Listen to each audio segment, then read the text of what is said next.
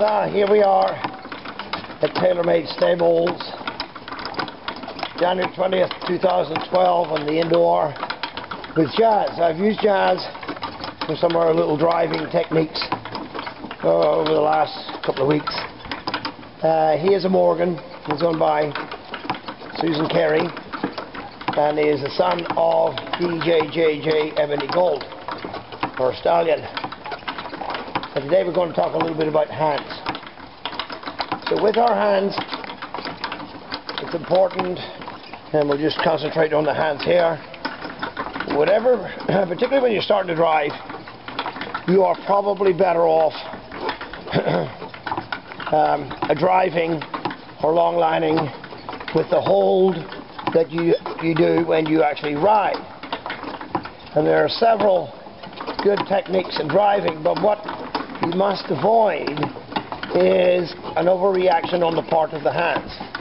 So as we travel around here, even to get this horse to turn as we are now, there is very little movement of the hands and the wrists. You know, the wrists and the fingers have a minimal amount of movement.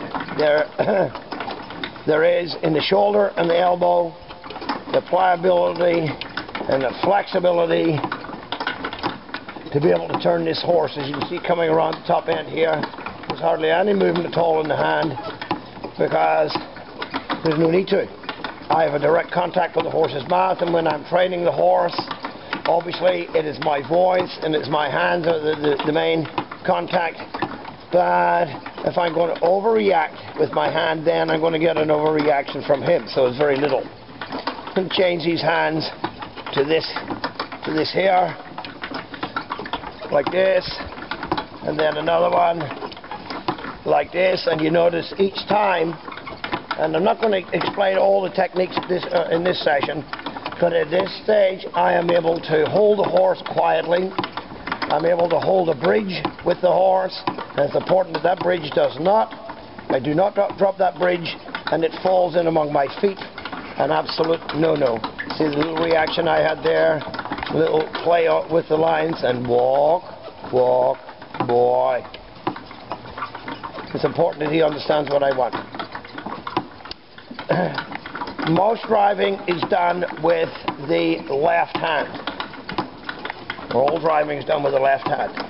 The right hand takes the bridge and allows us to turn and manipulate and also shorten and lengthen. If I want to shorten here and here, there's never, ever, ever, ever a creeping up the reins. If you creep up the reins of the lines, then you're going to find your quality of contact is gone, is lessened, and the horse may very well take off. And make no bones about it, if that horse takes off, I'm going to stop him within 2 horse lengths of himself and get control.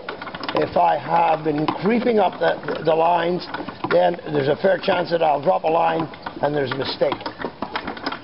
The right hand holds the whip in here. There's nothing in here. Nothing in here except the whip. So when you drive, either whatever hold you have, I've got it through those 2. It can be all 3, but I never put a line in among my whip, because my whip must be independent. The whip sits forward, pointing basically towards the left ear of the horse. Thumbs never ever compress on the lines, because if you compress the thumb, it makes the wrist collapse, and if you make the wrist collapse, then the braking, the blocking, the brakes on your lines then are compromised, and you're holding it with your thumb. What in fact happens is your hand is cocked, your wrist is cocked, and it's here by closing the little finger like that, that you can hold the horse. That is why I continue to have this with 2. This line with 2. So you don't jam the fingers down, the thumbs down on the lines, because you tend to collapse the wrist, and that gives a great weakness. So keep it cocked. And once again, walk.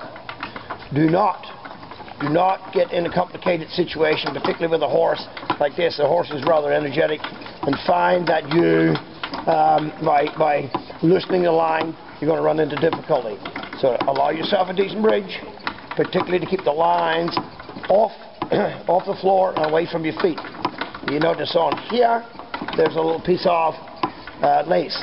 That can come across your little finger, and that will keep your lines up off the floor. I don't particularly care for that, but you'll find lots of people in the show ring do that. If I need to change my lines, particularly for out cross country, I like to have my hands free to do and drop the lines and pick them up, etc. So once again, just a little revision. Make sure when you start driving and long lining that you hold the lines as best you can, and the more comfortable you are, the better you are. And if it's in your riding position, great. Even if you're long lining on the ground, make sure that the lines are to your left-hand side, both lines are to your left-hand side, that you do not straddle them, you do not allow your feet to get entangled. Likewise, when you drive, there's always a bridge in your reins, in your lines, to make sure that they do not get around your feet. So here I'm just going to ask this horse to turn fairly quickly or fairly tightly, and he is turning now in a little, it's about a 6-meter circle, a little bit more than that. And you notice, to get the horse to turn, there's a little ask, a little ask, a little ask, and I'll ask him to straighten, and then I'll ask him to turn down the center line.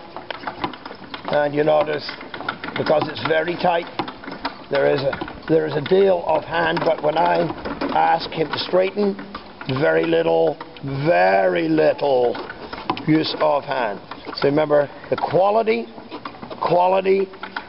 of hand is one where if you're going to educate, then you educate, don't get too loud with it. Okay.